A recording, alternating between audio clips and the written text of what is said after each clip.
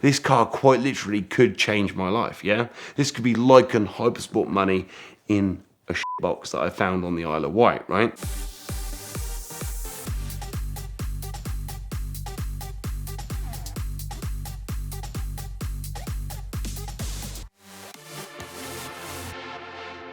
So I'm known for buying some weird and wonderful cars, but nothing gets more weird than the phone call I had on a summer's morning when a man phones me and goes, "Hey Sam, I've been watching your episodes on VinWiki and I believe you buy cars that most people don't like or don't want." I said, "You come to the right man." He phones me and says, "Oh, I've got a Corvette here that was owned by a Hollywood actress like in the late 70s. It was made bespoke by Chevrolet." Well, straight away, why is it in England? And Irene Rorsch, okay? If any of you lovely people out there have actually heard of this lady, then please let me know, because there is a plaque on the dash by Chevrolet. This car was made for Irene Rorsch by Chevrolet, and it's a Chevrolet plaque on the dashboard, right? This car is a C2, C3 Corvette, like a early 70s, 72, 73, but it's got a bird cage on the rear. So it's got like an early 60s Corvette rear window, the headlights are recessed. It's got lots of subtle changes, including a massive turbocharger hanging off the side of this 350 Chevy block, right? And apparently this car was developed and built for this very famous actress in Hollywood, and it's got all this paperwork to sort of, back it up. Yet, when you put her name in Google, she doesn't exist. So I don't know if this is a fabricated car, like a lot of the cars that I purchased from this man were very well made up. I mean, it sounds like some of the stories I say, if I didn't have the pictures to back up what I've done in my life, people would actually question the reality of them. It goes on, and he said, "Look, I want you to come and look at my cars. I don't know if I want to sell my cars, but come and have a look at them. I'm at a point in my life where I can't use them, I can't enjoy them, and you know what? It was worth spending £700, nearly $1,000 I got ripped off by Whitelink, which is a little ferry that goes from Portsmouth to the Isle of Wight.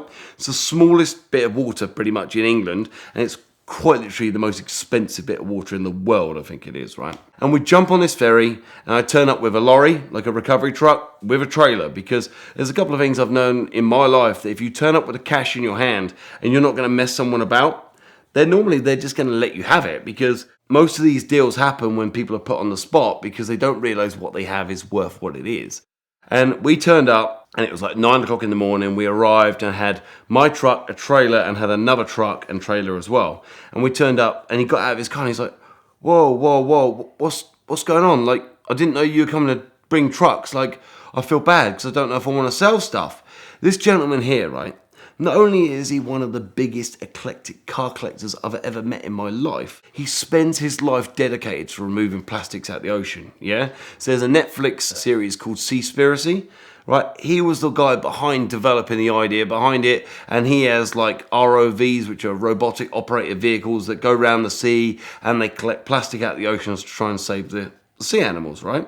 But behind his eclectic mix of seaworthy vehicles, he has quite literally the most amazing collection of fake classic cars you have ever seen in your life. Not just fake cars, fake motorbikes, speedboats, everything is fake, right? And everything's got quite an amazing story that he's either been told or he's kind of developed from stories that when he bought the cars, okay? First of all, go on to look at this Irene Rorsch Corvette.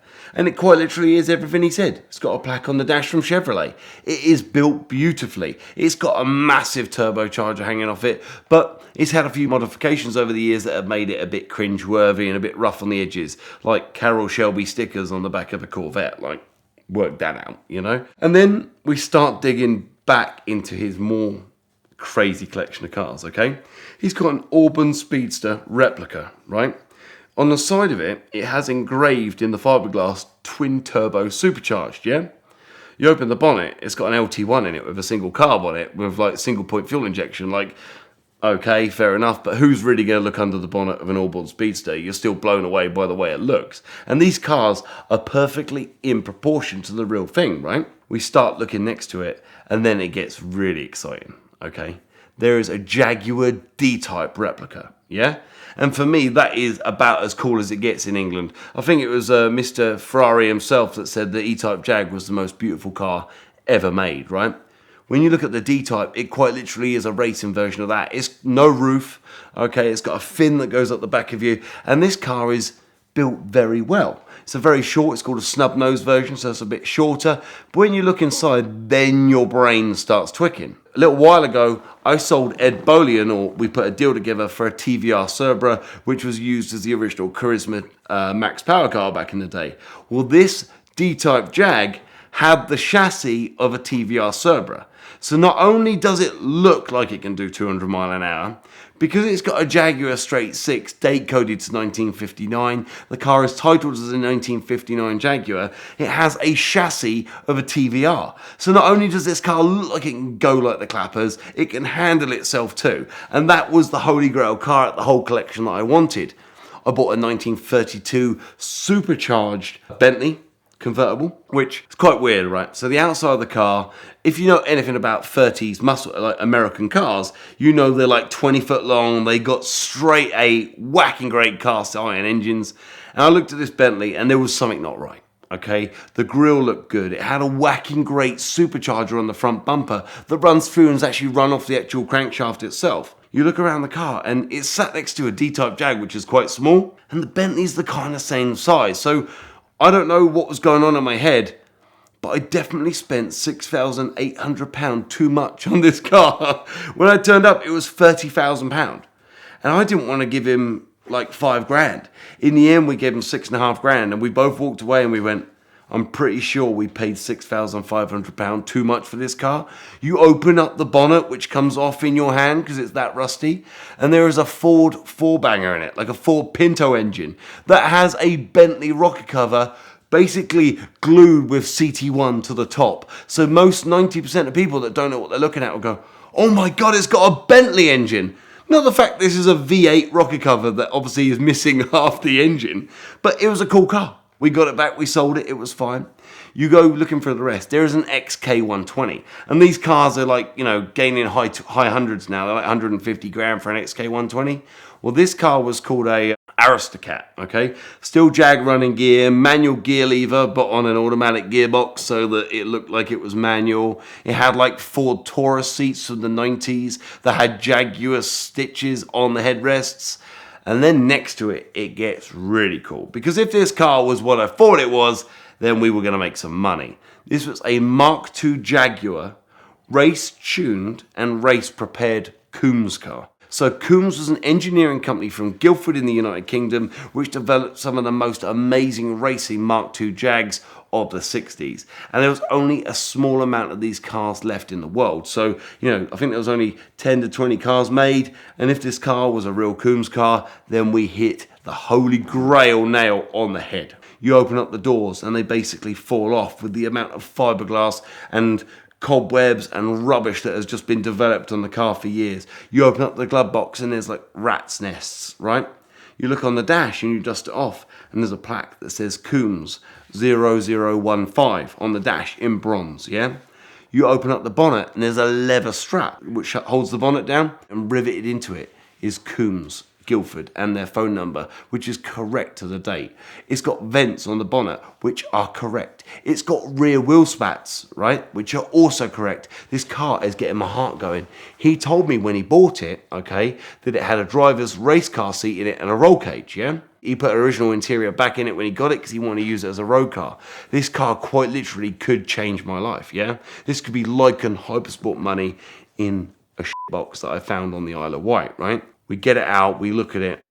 Turns out the vents are in the wrong place.